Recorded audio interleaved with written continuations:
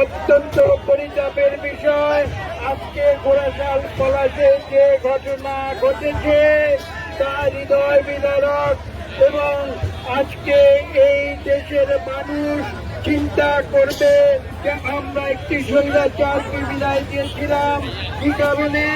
এদেশে গণতন্ত্র আসবে, এদেশে মানুষের অধিকার প্রতিষ্ঠা হবে, এদেশের দরিদ্র মানুষকে পরে বাঁচবে।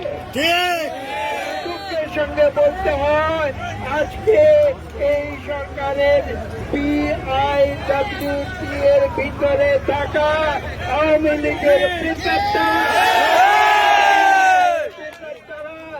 আজকে এখানে এসে ঘোড়াশাল পলাশে নিরীহ দরিদ্র মানুষের উপরে জুলুম অত্যাচার করেছে, যেটা স্বৈরাচারী সরকারের কর্মকাণ্ড তো লজ্জা দেয়।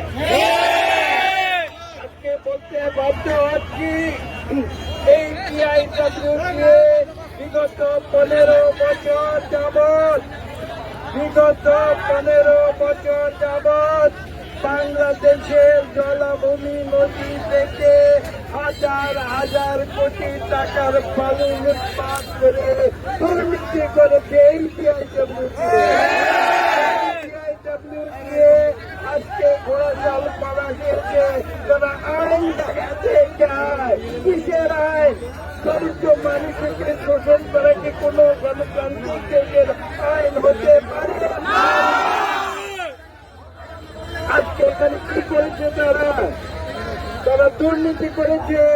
এটা আজকে স্পষ্ট হয়ে গিয়েছে যে স্বৈরাচারী সরকারের বিদায়ের সঙ্গে সঙ্গে তাদের যে দোষর, তাদের যে প্রেতাত্মা, যারা দুর্নীতির মাধ্যমে মানুষের কাছ থেকে ঘুষ খেয়ে যারা দুর্নীতি করেছে, অন্যায় করেছে, আইনের বিরুদ্ধে কাজ করেছে, তারা আজকে ঘোড়াশাল পলাশিয়েছে।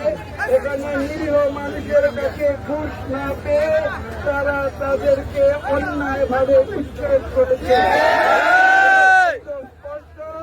আজকে সেই অন্যায়কারী বিদাসের কর্মকর্তারা এখানে আসার পরে তাদেরকে ঘুষ দেওয়া হতো, তাহলে তারা হাত গুটিয়ে তাদের বুলডোজার ফিরিয়ে নিয়ে তারা ঘরে ফিরে যেত।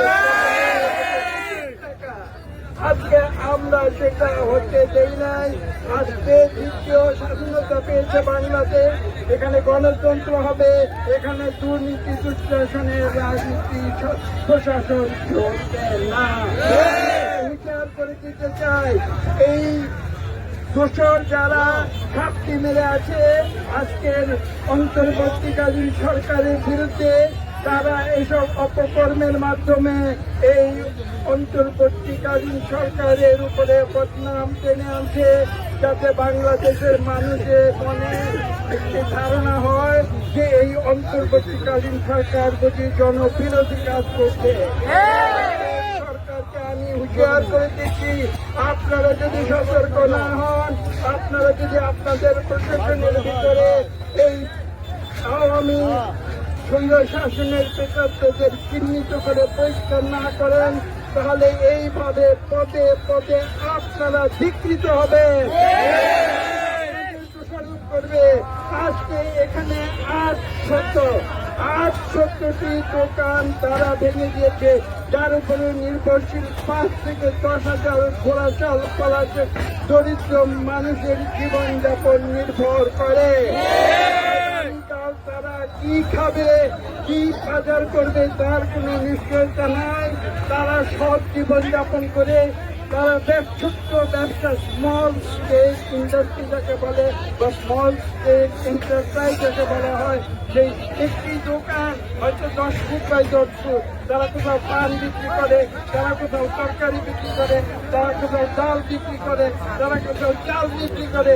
এগুলি করে তারা নিজের সৎভাবে নিজের জীবিকা উপার্জন করত।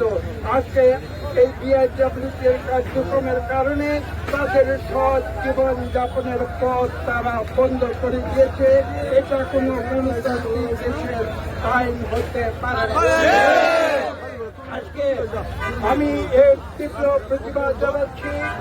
এই ব্যবস্থা নিতে এখানকার জেলা প্রশাসন এবং এখানে যে উপজেলা প্রশাসন, এই উভয় প্রশাসনকে বাইপাস করে ঢাকা থেকে দুর্নীতিবাজ কর্মকর্তারা এসে এখানে এই অপকর্ম সেরে গিয়েছে, যাতে এই তত্ত্বাবধায়ক অন্তর্বর্তীকালীন সরকারের বদনাম হয়।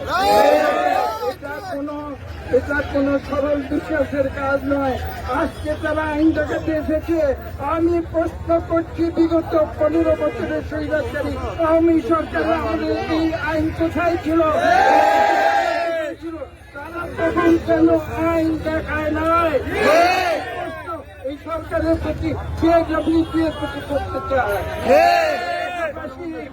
এখানে আরো বলা প্রয়োজন, আজকে এই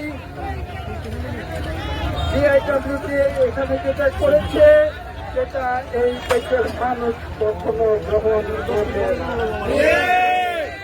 আমি স্পষ্ট ভাষায় বলে দিতে চাই, আজকে এখানে যারা ক্ষতিগ্রস্ত হয়েছে প্রত্যেকটি মানুষকে এই সরকারকে ক্ষতিপূরণ দিতে হবে, তাদের দোকানপাট পুনর্নির্মাণ করে দিতে হবে, যারা সৎভাবে জীবনযাপন করতে চায়,